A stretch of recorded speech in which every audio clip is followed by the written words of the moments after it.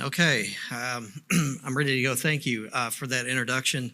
And I'd like to thank Dr. Lee for his continued leadership that he's shown throughout the years in our industry. And it's been much needed and appreciated. So thank you, Dr. Lee.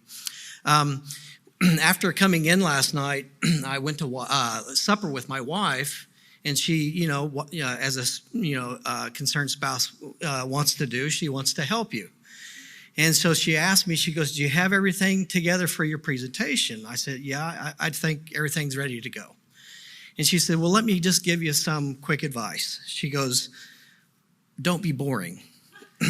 And so I thanked her for that. And I said, "Well, I am presenting numbers and graphs." I said, "But the thing I have going for me is that, everybody there wants to see numbers and graphs and things like that. So I think we're good." My approach to the presentation today, I've been using the software for a couple years, and I guess over the last year more, individually. Initially, USI helped with some of the more complex stuff that you've seen Dr. Lee present, and it's really helped us justify, drilling out in Pecos County where we have our assets. But over the last few months, I've used the software to help with, calibrating my PDP forecast for some of the higher value wells. And that's really come in handy because, I've gone from the, decline analysis to this science-based forecasting. So let's see here. So just real quick, the takeaways on this is, reserve forecasting. We can take a look at performance analysis of different aspects of wells, and, we can incorporate that into, economics. So the application, really helps to characterize the production base. It's really quick to learn because it's spot fire based, and most everybody is familiar with spot fire, so it's fairly easy to get up that learning curve. And like I said, it helps with PDP forecasting. And the example I'm going to show today is once you have this base model that you developed looking at your PDP wells, then there's some great opportunities to do what-if scenarios. And I have an example today of, a artificial lift conversion. So now, as far as the software goes, and this was touched on, but over the years, I've done numerical modeling, which, is very involved, and it can be time-consuming and expensive, but, it captures, three-phase flow, and, much better at predicting. The analytical modeling, such as, RTA, things like that, it's quicker. It does have limitations, single-phase flow. It's more simplistic in the way that it characterizes the reservoir, but it's easier to use, quicker to use. And so what's nice about this software is it's brought both of these things together. So it does feel like analytical modeling, but it gives you, as you've seen throughout the day, a lot better opportunity to bring in, the complicated aspects of, a numerical simulator. So I'm going to compare, show you an example here of the Gunner 3. And this is a field down by Fort Stockton in Pecos County. We have 23 producing wells. 16 are Wolfcamp A, 6 are Wolfcamp B, and 1 is a Bone Spring, second Bone Spring well.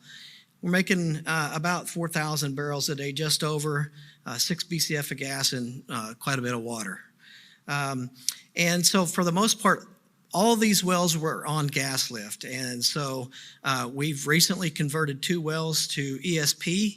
and we've got 3 new wells currently flowing. So before converting the Gunner 3 well from gas lift, it was making 82 barrels of oil a day, 95 barrels of gas, and 906 barrels of water. And so we recognized that there were some inefficiencies. We felt like we had a leak in the tubing, and so we felt like it might be an opportunity to work on the well. So, here's the forecast that we had in Aries, and we had 394,000 barrels booked to this well. And, the forecast seemed reasonable, and so there's where we started. So what I've done here is I've taken screenshots of the different tabs in the software. And so here's the beginning one, which we've talked about, and this is the parameters, the various reservoir and geological and fracture parameters that you put in here. It's really easy in the sense that you've got mins and maxes, and you can go and you look up your data, and you can put your range in here, just a starting point. And that's what's nice about this, is it's fairly easy to do. And then because I'm only doing one well, I guess I got a little crazy with this, but I said, let's run this, let's run it 5,000 times. And so running that, I get a population distribution of 5,000 responses here. And so when I look at the black line there, as you can see right here, it covers the range covers the data quite well. And so one of the things that you can tell if your parameters are off, for instance, the gas, I could probably tweak the gas a little better there. Sorry about that. Previous, sorry. Let's see. Well, anyway, you can tweak those parameters, and you can get those closer. Now, they also have a tab in here that shows the distribution. This is the distribution of the results, and you can kind of see where they fall. And I kind of like to look at this, and this allows me to go back and maybe make some other adjustments to those input parameters, and then you can kind of get in and make sure you have a good range that you can take a look at. And so when I see here, for instance, you can see the P50 here is 610. And you can see right here at 394, where I had things forecasted. So I think I'm in the good range here. So the next thing, and Yoshi spoke about the deep learning piece of this, and it's real easy to do. Once you've run this, you just go in and you say match, basically, and the deep learning takes over, and it goes and I'm going to say ranks the various cases. And then in this case, I say, well, I want to see the top 10 results. And so now what comes back here is I have the top 10 results that looks like it, that I have that fits the production data. And so that makes it pretty nice, but it doesn't take away the engineering, eye that you have, in the sense that, your judgment, then you can go through these top 10 and find out, hey, what do I think, based on, these parameters such as the cum, the rates, and, specifically, here, the flowing bottom hole pressures. And one of the things that I did before this last reserve cycle is I had a wireline company go out and take surveys. It didn't cost much, these bottom hole flowing surveys. So, I could, make sure that, I'm looking at good pressures. So with that, going through, taking a look at this, you can come up with what you think is the best model that fits your data. So again, this is where the analytical modeling piece comes in, but keep in mind, I just got through running 5,000 numerical cases, and they, as, my type curves are, and so now I feel like I've got a really good science-based model here that gives me a good forecast. Okay, so with that then, how does that compare? And so not far from where my trend analysis, ended up, but it also gave me a whole lot more information. So now I've got a model that runs, and what's interesting about that is if you can remember looking at the flowing bottom hole pressures here, you can see how it initially comes down, and then I get as low as 2,800 pounds, but then my flowing bottom hole pressure goes up. So obviously I've got some issues here that, with, my artificial lift. And so this does give me, begs a question. What if I can lower my bottom hole flowing pressure?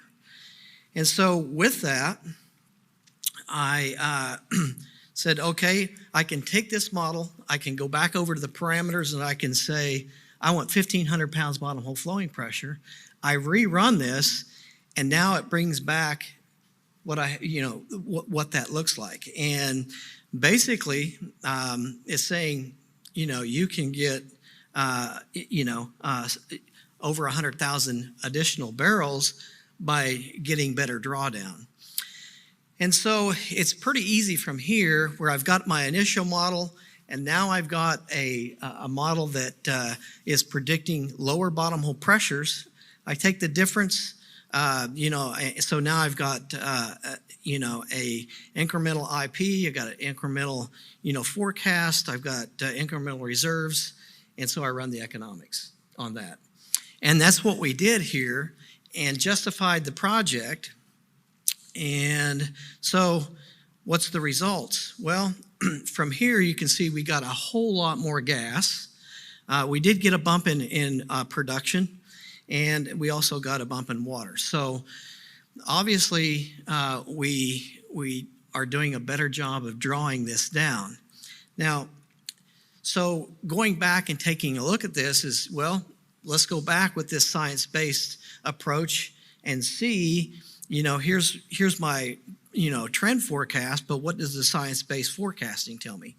So I go through this same approach, but this time I do have the parameters from the model that I selected, and all I have to do now is go in and put mins and maxes around that.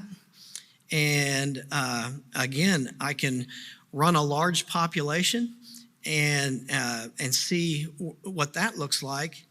And then you can see here where the P50 was of this. It looks really good. I like the parameters and the outcomes that it gives me. You can see where we were at the 394, which was beforehand. And so now I go back again and, have the deep learning go through, pick out the top, 10 cases. And so, with, my engineering judgment, go through these and select then what I think is the best case. And based on that, how does that look on the, on the overall distribution? Well, indeed, I have, gained reserves by additional drawdown. You would think so, and we go out and we do this kind of work, but this gives you an opportunity to get a science-based forecast around that and be able to make a better prediction. So here is the initial predicted versus the actual. And so you can see that, initially it started off well, and from the actual standpoint, it's done just a little bit better. Now, so, here's my final slide on this. If you take a look at the upper right-hand corner, you can see the production on gas lift. We were having some issues. It wasn't efficient. We put it on submersible pump, And you can see that indeed we did get a better drawdown. If you look at that lower right-hand plot, the green line is the pressure transducer on the bottom of the submersible pump. So you can see that, yes, we are definitely drawing this well down better. So we ended up spending a little bit more money because the tubing string was in bad shape. So we replaced that. We put it on submersible pump. And after it's all said and done, we ended up getting 100% rate of return, a 3 times ROI, and paid out in less than 6 months. So this really helped us better be able to predict and understand what the drawdown might mean, using this science-based approach. And so initially, we used this software to do a lot of the really complex things that you saw Dr. Lee and Yoshi talk about. But there is an everyday engineering application to this where you can go take a look at your PDP wells on an individual basis, come up with a forecast, and you can compare that back to, what you have booked. And now you've got, some backup, some understanding on, why you have things booked instead of just a trend analysis. And then from there, you've got all these parameters that you can take a look at. So, if you wanted to do an FDI study in the field, you can go do that. If you want to take a look at, permeability, you can do that. In my case, I wanted to take a look at, what the flowing bottom hole pressure might do if I drop that down and, help justify, this project. Since Tor Melling is not able to be here today, I worked with him. He's with Cobb & Associates, and they helped us with our reserves. And so one of the things I worked with him on was the PDP forecasting.